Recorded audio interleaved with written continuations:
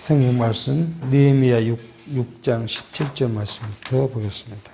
그때 유다의 귀인들이 여러 번 도비야에게 편지하였고 도비야의 편지도 저희에게 이르렀으니 도비야는 아라의 아들 시그나의 사이가 되었고 도비야의 아들 요하난도 베레가의 아들 무슬람의 딸을 취하였으므로 유다에서 저와 동맹한 자가 많음이라. 저희가 도비야의 선행을 내 앞에 말하고 또 나의 말도 저에게 전하매 도비야가 항상 내게 편지하여 나를 두렵게 하고자 하였느니라. 우리는 느헤미야를 통하여 예루살렘 성곽을 중수해 가는 지금 과정을 우리가 살펴가고 있습니다. 지난 시간에 15절부터 우리가 살폈던 것은 공사를 마칠 때까지 있었던 일 중에서 특히 내부 깊숙이 있었던 일들을 지금 느헤미야가 지금 말하고 있는 걸 봅니다. 그러니까 지난 시간에 살폈지만 6장 15절에 역성을 공사의 이 일들이 52일 만에 이루어졌다는 사실을 이야기를 했고요. 그리고 그러한 성이 완공됐다는 사실을 통해서 대적들이 이제 이스라엘, 유대인을 이제 두렵게 여겼다. 그리고 그들이 계획이 무너짐에 대해서 낙담한 사실을 이야기하면서 이 역사가 누구예요? 하나님께서 이 역사가 우리 하나님이 이루신 것을 알기 때문에 대적들이 두려워했다고 그렇게 지난 시간에 우리까지 살폈습니다. 우리는 느헤미야가 지금 말하는 중에 핵심이 뭐냐 그러면 하나님께서 하셨다는 거예요. 느헤미야의 모든 계획이 처음부터 느헤미야가 아다스 왕으로에게 자기 고국 땅에 있는 처참한 광경을 이야기하게 하고 그리고 왕이 선히 여겨서 느헤미야를 통해서 성곽을 쌓도록 허락한 일들 그리고 지금 와서 그 많은 대적들이 성을 중수하는 것을 방해하고 힘들게 하지만 결국은 하나님께서 하게 하셨으므로 그 일이 완공되었다는 사실을 알게 그리고 그것 때문에 느헤미야가 또 유다의 방백과 많은 사람들이 하나님 앞에 감사했던 것들을 지금 이야기합니다.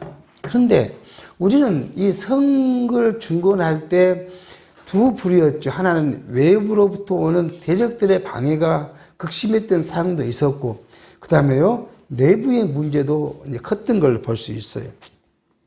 근데 내부도 얼마나 깊숙이 내부에 문제가 있었냐 그러면 10절째 보니까 유다의 기인들이 누구에게요? 대적자인 도비야에게 편지하고 또 도비야가 또 대적들에게 편지를 한 것이 있었다 하게 지금 이야기합니다. 이 편지가 성을 잘 쌓게 도운 이야기 아닐 거 아니에요. 그리고 이쪽의 내용을 이쪽의 일들을 이제 밀고 하는 거죠. 그쪽을 보내고 또 그러면 도비야는 이쪽에 어떻게 하라고 지금 지시를 할 거고요. 그러니까 이 참 하나님의 일을 하는데 하나님께서는 그 어려움을 극한에 몰게 하십니다. 자, 그런데 또 그렇게 편지만 왕래하는 것이 문제가 아니라 그 도비야 대적이 어디로 와요? 인척으로 깊이 들어옵니다.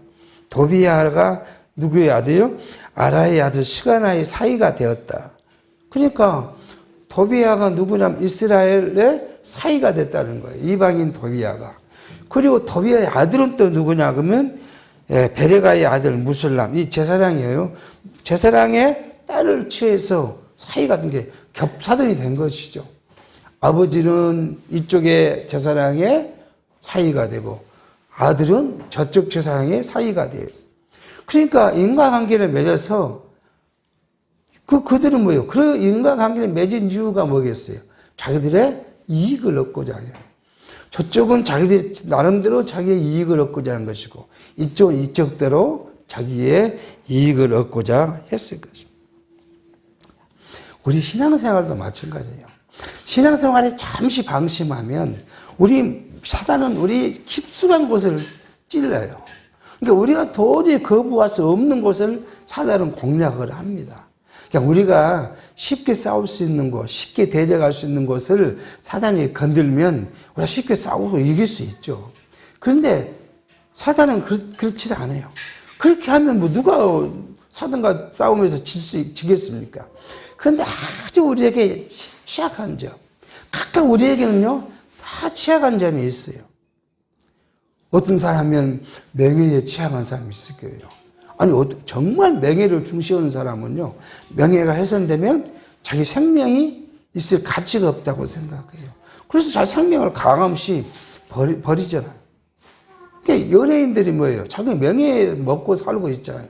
그러니까 그 명예가 딱 사라져버리면, 인기가 사라져버리면, 그거 자살해버리잖아요. 최근에 누구 유명한 남자 배우 있잖아요. 그 배우에게 누가요? 마약에 덜미를 딱 쏘였더니 죽어버려요.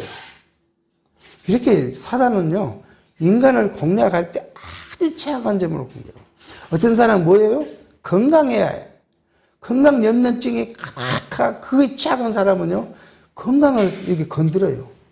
그래서, 내가 이렇게 몸이 약해서 이렇게 활동이 부자연스럽고, 이렇게 내가 살아서 뭐 할 건가? 거기에 낙심하고 낙담시켜버리게. 그러니까, 물질에 이렇게 공격할 수도 있어요. 그러니까 우리에게 모든 사람이 내가 제일 취약한 점이 뭔지 알 거예요. 거기에 사단은 그걸 공격하거든요. 그럴 때 뭐예요? 내가 빨리 말씀으로 돌아오고 하나님을 붙잡지 않으면 내가 거기에 넘어갈 수밖에 없어요. 우리는 성경이 우리에게 보여주는 이 사단은 그 방해 공작을 하는데 이렇게 뭐예요? 인척관계까지 파고들어서 방해하려고 하고 있는 모습을 우리가 볼 수가 있습니다. 그리고 그들은 어떤 일을 했어요? 그 도비아의 인척관계에 있는 사람들은 어떻게 했냐면 19절이요.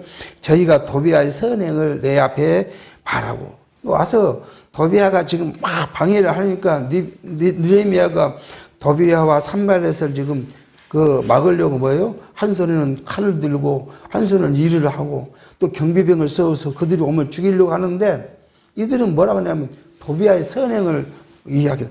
도비아 그런 나쁜 사람은 아닙니다. 도비아 우리하고 굉장히 잘 지내려고 하고 있고요. 우리를 잘 도와주는 사람이 그렇게 했다는 거 아니겠습니까? 그리고 또 나의 말도, 느헤미야의 말도 도비아에게 전했다.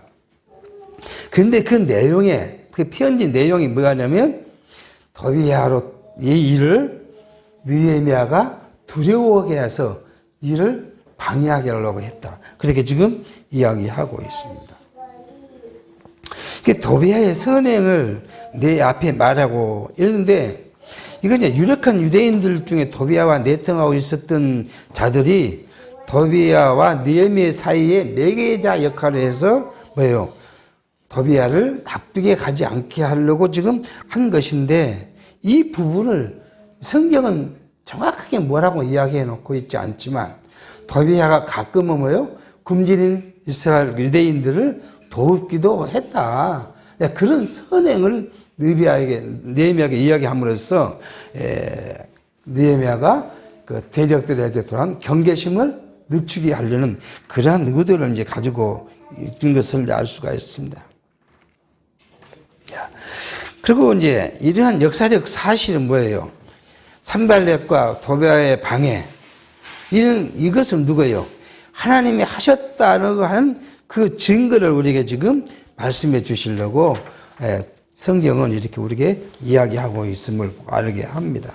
자, 이렇게 이제 우리가 이 많은 고난과 핍박 속에 있었던 일들을 우리가 살펴보면서 과거를 하며 살펴볼 수가 있겠습니다. 우리가 성경을 쭉 보면 하나님께서는 아브라함에게 어디를 언약했어요? 가나안 땅을 언약했어요.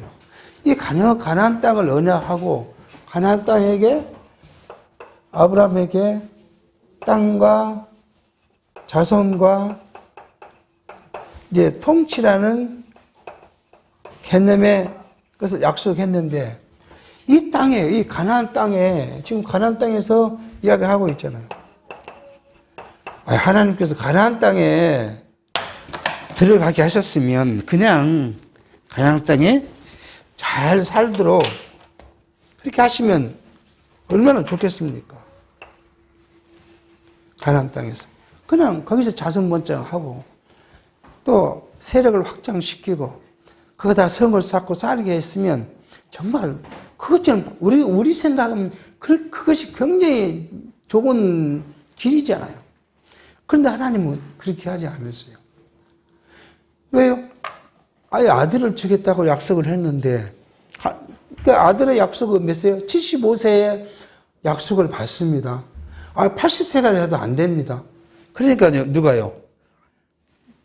이제 아내의 여종을 들여다가 자식을 낳았는데 어쨌든 그것도 아브라함 씨잖아요. 근데 그거 아니라고 얘기해서.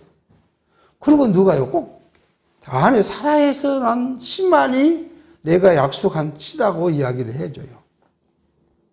그러니까 믿지를 않으니까 뭐라고요?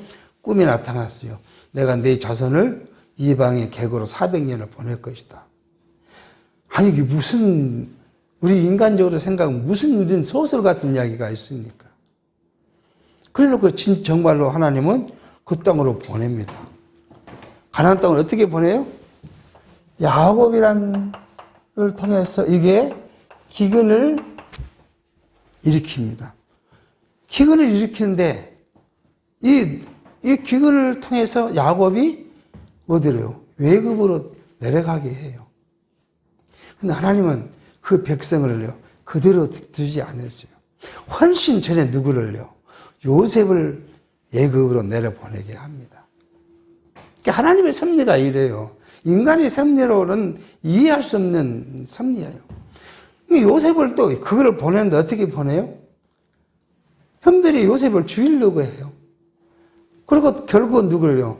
팔아버려요. 그래서 애굽에 가서 종살을 한 거잖아요. 종으로 팔려갔으니까. 근데 그 가만히 종을 살려면 좋을 것인데 또요? 그 주인의 아내가 모사를 꾸며서 어디요? 감옥에 가게 해요. 과정이 그렇잖아요. 이 감옥에 있으면서 누구예요? 결국 애굽의 왕의 신하들의 꿈을 해몽해 줌으로써 총리가 되게 미리 준비해 놓으셨어요. 그러니까 야곱이 한 말이, 그러니까 이 요셉이 한 말이 그거잖아요. 50장에 가면, 장세기 50장에 가면 자기 형들에게 형님 절대 나를 두려워하거나 나를 무서워하지 말라고, 나를 애굽에 보낸 것은 형님들이 한 것이 아니라 하나님께서 이렇게 준비하시려고 한 것이라고. 하나님은 그렇게 하셔서 야곱을 애굽으로 보내고 거기서 살게 하는데 또 기근이 면했으면 빨리 와야 되잖아요. 우리 같으면 가나안 땅으로 와야 되잖아요. 근데 오지 않고 거기서 계속 삽니다. 근데 거기서 뭐예요? 여기가 자손을 번창시켜 주십니다.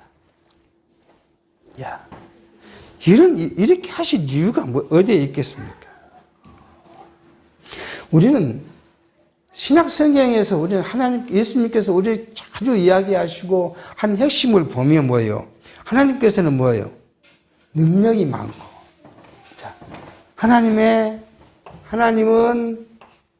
능력이 많으시고요. 또 이분은요, 자기 백성을 사랑하시고.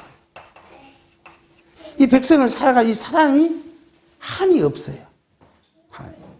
그리고 어떤 상황인데도 자기를 사랑해 주세요. 그분을 우리가 의지하도록, 이분을 의지하도록.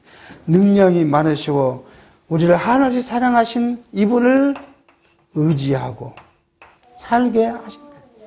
하나님, 우리가 믿는 하나님께서는 오늘 우리를 어떻게 해요?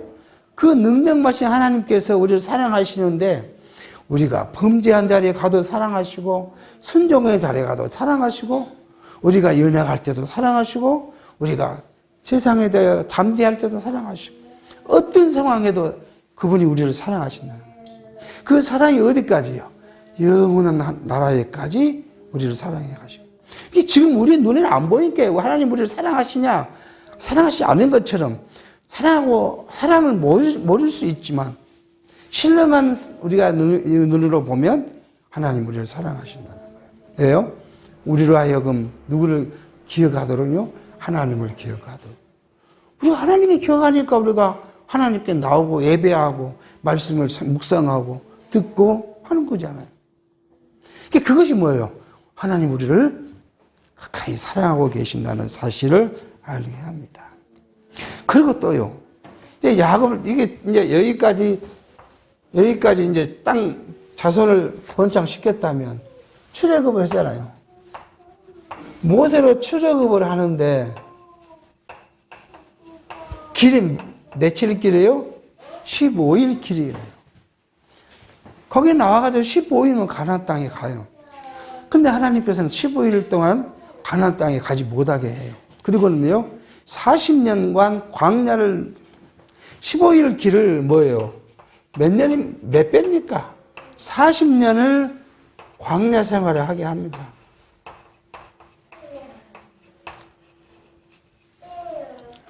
이 광야는 이제 모르겠습니다. 우리가 안 가봤으니까 모르겠지만 이게 가본 사람들이 그거 보면 광야라는 것이 황량하는데 이게 사람이 살 수 없는 환경이잖아요.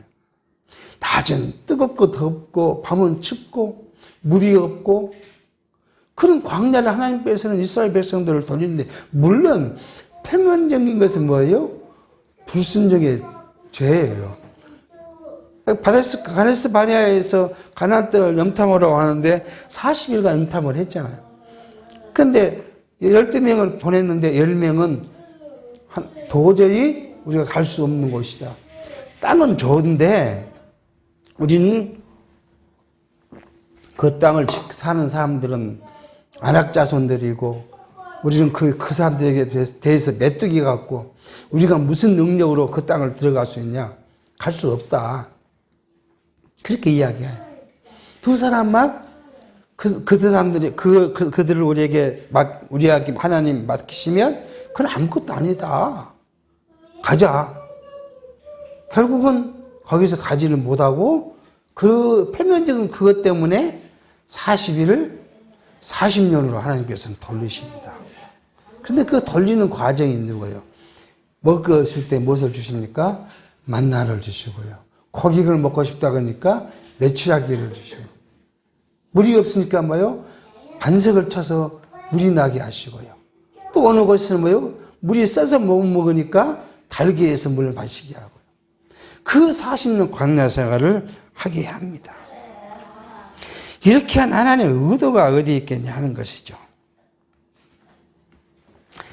우리는 이 광야의 생활을 다 끝내고 나면 가나안 땅에 들어가는 것이 뭐예요? 그죠? 가나안은 하나님의 은혜라는 거예요. 가나안 땅에 들어가게 된 하나님입니다. 그게 15일 만에 싹 갔으면 뭐예요? 뭐 하나님 생각할 이유도 없잖아요. 딱 들어가서 그냥 다 빼트르고 사면.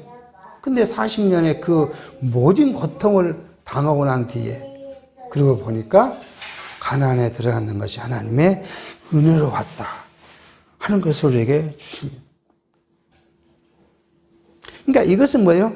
아브라함이 언약하신 그 언약을 우리 조상에게 준 열조에게 준 언약대로 그 땅을 우리에게 줬다. 그 땅을 우리에게 준 은혜가 하는 것을 지금 알게 합니다. 그리고 또 그 광야에서 준 모든 고난은 우리에게 뭘 주시겠습니까? 이것이 누구예요? 가나안 땅을 돌리게 한 것이 뭐예요? 하나님의 작정이에요. 하나님의 작정. 계획이라는 것이잖아요. 처음부터 하나님께서 이렇게 하시겠다고 계획에 두신 거예요. 계획 작정이시고요. 그리고 또요. 이 작정을 이루신 분은 누구예요? 여호와 하나님입니다. 작정을 이루신 분은 여호와 하나님이시다. 이것을 좀 우리로 이것을 알면 그 다음에 우리가 갖고 있는 것이 뭡니까? 하나님의 여호와의 절대 주권적 섭리죠. 이것이 우리로 믿어지게 하는 거예요. 믿어지게. 우리 육체의 삶이 고달프고 힘들고 어렵지만 이거 하나님께서 우리 삶을 이렇게 작정해 두셨어요. 그리고 작정도 하나님이 끌고 가시는데 우리가 견딜 만한 힘을 주시는 거예요. 넘치지 않아요. 넘치면 좌우하니까 넘치지 않고 견딜 만한 그런 정도의 힘을 우리에게 주셔서 견딜 수 있게 하십니다. 이게 하나님의 절대 주권적 섭리를 우리가 깨달아 알도록 하기 위한 고난이었고요. 그리고 광야는 내 마음, 내 뜻대로가 아니라 누구 뜻대로요? 하나님 뜻대로라는 거예요. 하나님의 섭리가 우리가 예측이 되면 하나님을 경외하기 어려워요. 그러므로 하나님의 섭리는 인간이 예측할 수 없도록 숨겨 놓으시고요. 그리고 인도해 가십니다. 아니, 하나님이 나를 이렇게 버렸다고 생각할 만큼 내가 고통을 받는데 그것이 어느 지나면 내가 하나님이 나를 인도하시고 보호하셨구나. 그것을 알게 돼. 그 당시는 뭐예요? 도저히 견딜 수 없을 만큼 힘들고 차라리 내 생명을 거둬가십시오 할 만큼 어려웠는데 그 고통을 조금 지나고 나면 하나님께서 나를 보호하셨구나. 그래서 우리로 하여금 뭐예요? 하나님만 의지하고 하나님만 바라고 하나님으로 만족하는 삶. 이게 이것이 하나님으로 만족하지 못하면 뭐 해야 돼요? 하나님으로 만족하지 못하니까 뭘 찾아갑니까? 육체의 세속적인 걸 찾게 돼 있어요. 우리 심령이 하나님으로 만족하지 못하면 나를 기분 좋게 해주는 뭔가가 있어야 되잖아요. 사람이 살아가는데. 그것을 찾게 돼 있어요. 그러니까 내가 지금 세상 것으로 즐겁고 기쁘고 그렇다 그러면 내가 지금 내 영혼이 심히 병들어가고 있다는 거예요. 그것이 이것이 쭉 이 방향으로 가면 좋은데 그러면 빨리 캐치할 수 있는데 어느 날은 온탕과 냉탕을 같이 가는, 어느 날은 하나님의 것이 좋아 보이다가 어느 날은 세상 것이 좋아 보이다가 어느 날은 하나님 것이 좋아 보이다가 이것이 온탕과 냉탕이 이렇게 막 뒤섞여 있으면 지금 내가 어디에 있는지 알 수 없다는 거예요. 그것이 우리에게 어려움이에요. 그게. 성도가 신앙생활에 가면서 어려움이 가장 큰 것이 뭐예요? 하나님으로 만족하는 삶이 왔다 갔다 했을 때. 이게 사단이 화를 꼬이는 것과 똑같습니다. 이게. 그래서 조금씩 뭐예요? 하나님의 것보다는 세상 것이 더 커져 보이도록 조금씩 가게 해요. 한 번에 다 가면 사람의 경계심을 갖게 되니까. 그렇게 해서 성도의 영혼을 사단이 우리를 공격해 가는 것들을 볼 수 있습니다. 그러니까 하나님으로 만족하지 못한 삶이 되면 뭐예요? 우리에게는 갈등, 불만, 원망, 시기, 분리 이런 것이 우리 내면에 쌓이게 되는 거예요. 이게 사단이 바라는 거예요. 사단이. 그래서 뭐예요? 하나님부터 멀어가고 인간의 것을 추구하도록 해가는 것. 그런데 이러한 것들이 뭐예요? 다 하나님께서 우리로 하여금 하나님만을 의지하도록 하기 위한 시련, 고난, 이 역경을 주는 목적이 이제 있음을 알게 합니다. 그러니까 구약을 배우는 이유가 바로 이런 것을 우리가 알고 느끼는데 있다는 사실을 알게 합니다. 이렇게 이제 느헤미야가 성곽을 이제 준수하고 나니까 어떤 일이 있어야겠습니까? 이스라엘의 나라가 다윗 왕국이 회복되어져야 되지 않겠습니까? 그런 이제 7장부터 왕국의 통치 회복이라고는 제목으로 지금 이제 말씀을 타러 할 것입니다. 근데 그 중에서 7장은 누구예요? 이제 느헤미야가 유다를 다스릴 치리자를 세워서 치리하도록 하고요. 8장은 뭐예요? 그 치리하는 것이 누구의 하나님의 말씀을 따라서 치리하도록 이야기하고, 그리고 9장에서 10장은 유다 왕국에게 언약을 세워서 인치도록 그렇게 섭리하신 내용이고, 11장, 12장은 유다 왕국의 인구를 조사해요. 왜요? 하나님께서 그 자손을 어떻게 보호하시는가를 확인시켜 줘야 되니까 그 인구를 이제 조사하도록 섭리하시고, 그리고 마지막 13장에 가면 유다 왕국 백성들을 이제 성별합니다. 하나님 나라의 백성으로 유다의 사람들 왔으니 뭐 해야 돼요? 그들이 거룩해 져야 되잖아요. 하나님의 백성으로 하나님께 나아가 제사하고 하나님의 관계를 회복시키려면 성별을 거룩하게 구별시켜야 하는 그런 일들을 이제 함으로써 유다 왕국이 통치하게 됩니다. 이 회복은 우리가 늘 말씀하신 뭐예요? 예수께서 죽으셨다가 3일 만에 부활의 영광을 얻는 것과의 모형적인 것을 한 사실을 우리가 이제 알게 합니다. 자, 7장 1절을 살펴봅니다.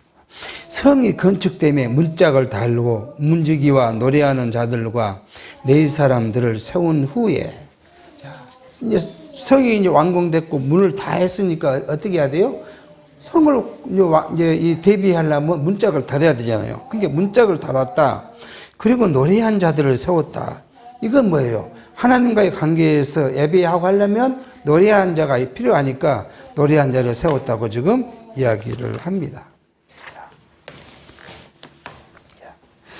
문짝을 이제 다른 이 일, 문짝을 다른 것들은 성과의 증거됨으로 유다 왕국이 견고히 세워지기 위해서는 이 나라를 다스리게 하는 자들에게 이를 위해서 바르게 세워져 가고, 그것을 막기 위해서는 이제 문짝이 필요하죠. 이런 나라 중심인 그리고 이거 문짝을 단다는 이야기는 무엇을 지키는 거예요? 성전을 지키는 거예요. 그러니까 성전을 되어진다는 것은 뭐예요? 이 하나님 중심이 성전이 되어진다는 사실을 우리를 알게 하는 사실을 우리가 알게 합니다. 그러니까 성전에 들어가는 문을 잘 지켜서 뭐예요? 들어올 자가 들어오고 들어오지 못할 자는 들어오지 못하게 하는 섭리를 하게 합니다. 자, 이것이 신학 세대로 지금 시대로 말하면 뭐겠어요? 이게 우리 심령의 문을 다하는 거예요. 뭘로요? 말씀으로요.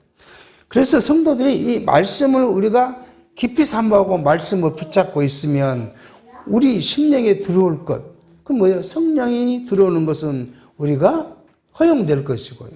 들어오지 못할 것, 사단의 마음이 있으면 우리가 막아야 돼요. 이것을 우리에게 보여주는 사건이라고 볼 수 있겠습니다.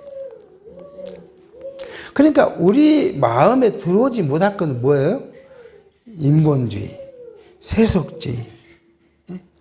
이거, 그 다음에 성경 신학이 절대적인 진리가 아니지만 가짜 성경 신학도 많아요. 그러니까 성경 신학을 조금 공부하고 세속적인 것과 지금 기존의 것과 성경 신학을 믹스해가지고 어떨 때는 성경 신학을 어떨 때는 구속사를 막 이렇게 혼재해서 가르치는 목사님들도 요즘은 있어요. 그러니까 그렇게 보면은 다 그 가짜잖아요. 오로지 전심으로 하나님을 섬기고 온전히 뭐예요? 진리, 성령과 진리로 하나님께 나가지 못하고 인간 반, 신앙 반 이렇게 하나님께 나가는 가짜들이 정말 많은 것을 볼 수가 있습니다. 자, 이러한 것들을 뭐예요?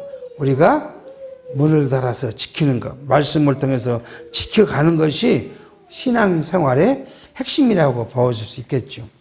2절 내 아우, 2절은 자기 동생을 이야기해요. 내 아우 하나니와 영문에 관한 하나나로 함께 예루살렘을 다스리게 하였는데 하나나는 위인이 충성되어 하나님을 경외함이 무리에서 뛰어난 자라. 그렇게 지금 말합니다. 이 말씀 보면 조금 애매합니다. 이해하기가. 개역성경은 이렇게 되어 있어요.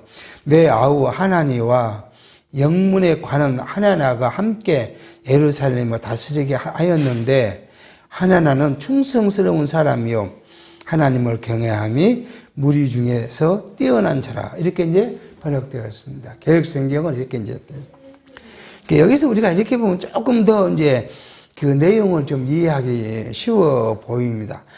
이 많은 문학이면 자기 동생 하나나와 그 영문, 문을 지키는 이제 파수꾼의 대장이겠죠. 파수꾼의 대장 하나나를 행정적인 일을 하도록 했다는 거예요. 다스리는 것은 누가 다스려야 돼요? 다윗의 혈통만이 다스려야 되잖아요. 다윗의 혈통이 한 사람이 다스리는 것은 다윗 왕국의 회복이라고 볼 수 없죠. 여기에 이제 다스리게 한다는 건 뭐예요? 유다 왕국의 행정을 하도록 했다. 그렇게 이제 해석해 볼 수가 있겠습니다. 3절, 내가 저에게 이르기를 해가 높이 뜨기 전에는 예루살렘 성문을 열지 말고 아직 파수할 때에는 곧 문을 닫고 빗장을 지르며 또 예루살렘 거민으로 각각 반차를 따라 파수하되 자기 집 맞은편을 지키게 하라 하였노니 그 성은 광대하고 거민은 희소하여 가옥을 오히려 건축하지 못하였습니다. 이제 행정의 절차예요.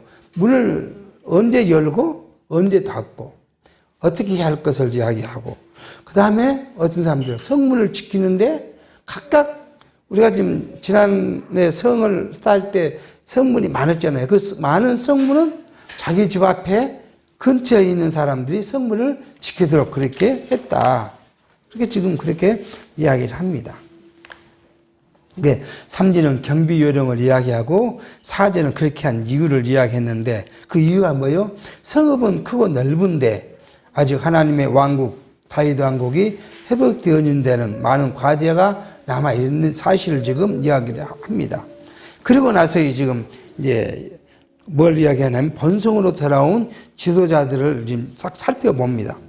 내 하나님이 내 마음을 감동하사 귀인들과 민장과 백성을 모아 그 보게대로 개수하게 하신 거로 내가 처음으로 돌아온 자의 보게를 얻었는데 거기는 기록한 것을 보면 옛적에 바벨론 왕 다윗 느부갓네살에게 사로잡혀 갔던 자 중에서 노임을 받고 예루살렘과 유다로 돌아와 각기 본성에 이른 자 곧 스룹바벨과 예수아와 니에미아와 아사라와 나아마와 나하마니와 모르드게와 빌상과 미스베렉과 비그예와 느읍과 바하나 등과 함께 나온 이스라엘 백성의 명수가 이러하니라.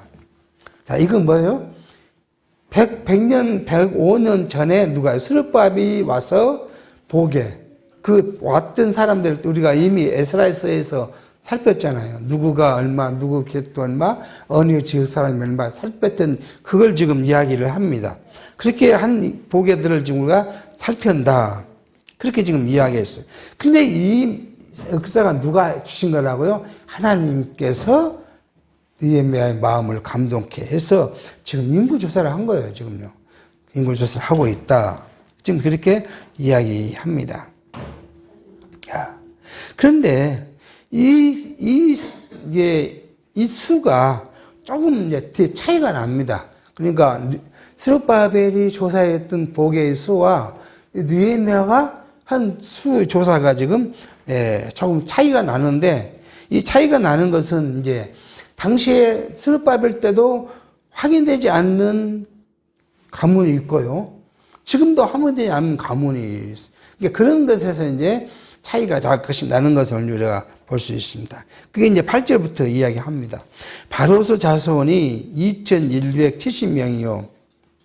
바로스 자손은 스가나 자손이라고 하는데 유다 왕가 혈통을 이야기해요.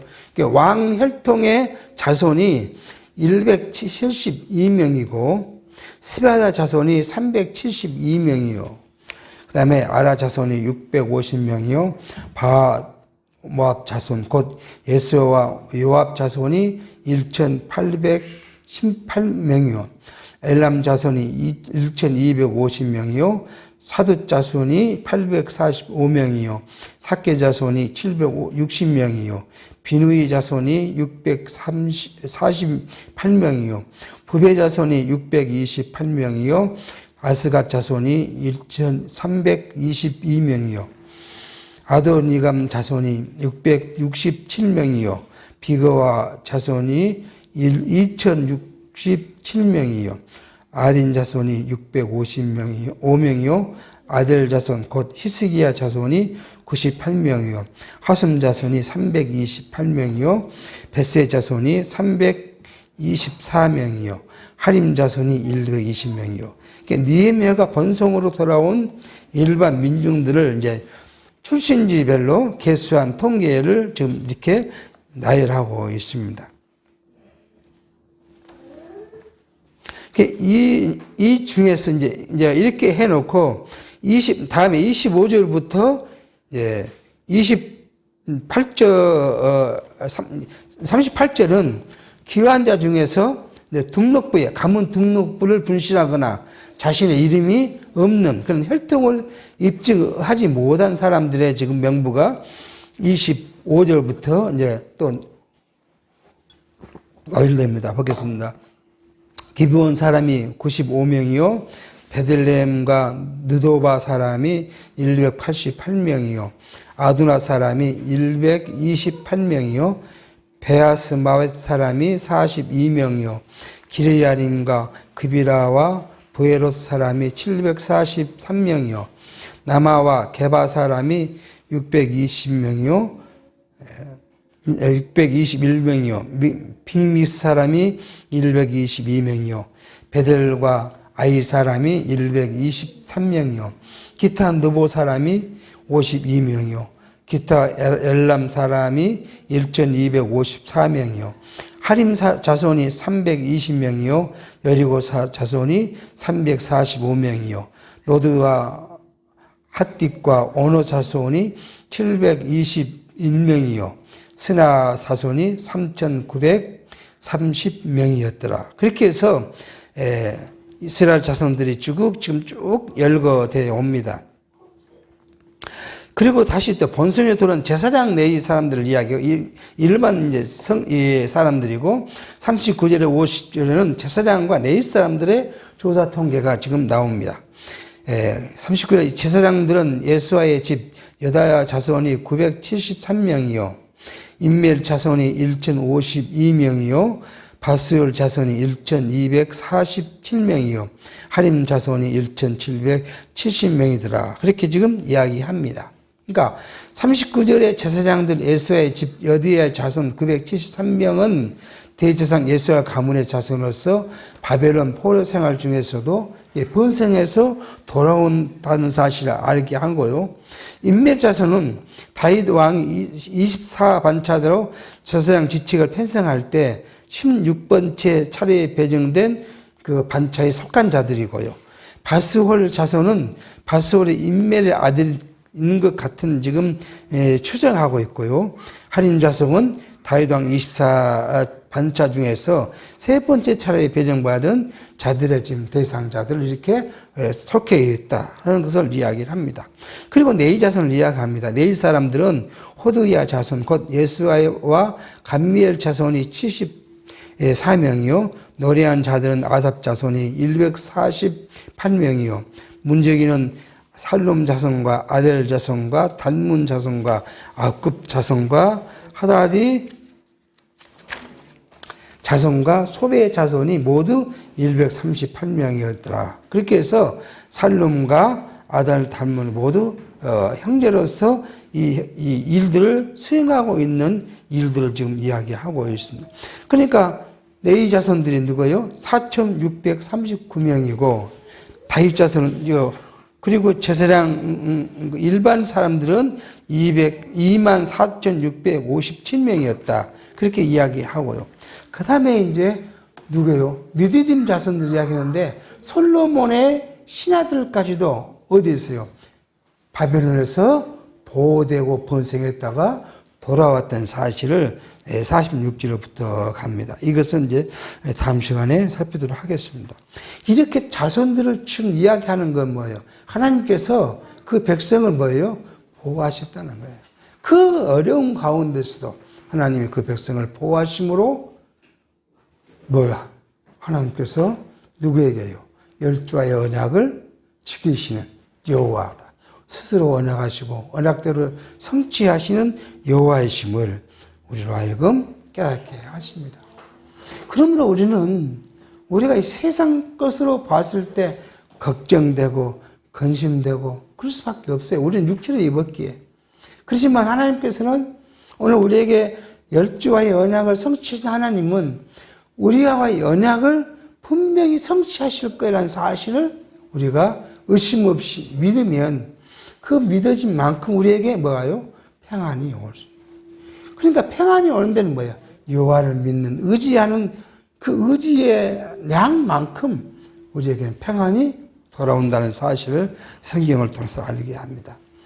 그러므로 우리가 여기 하나님께서 모든 있던 일들을 누구를 통해서요?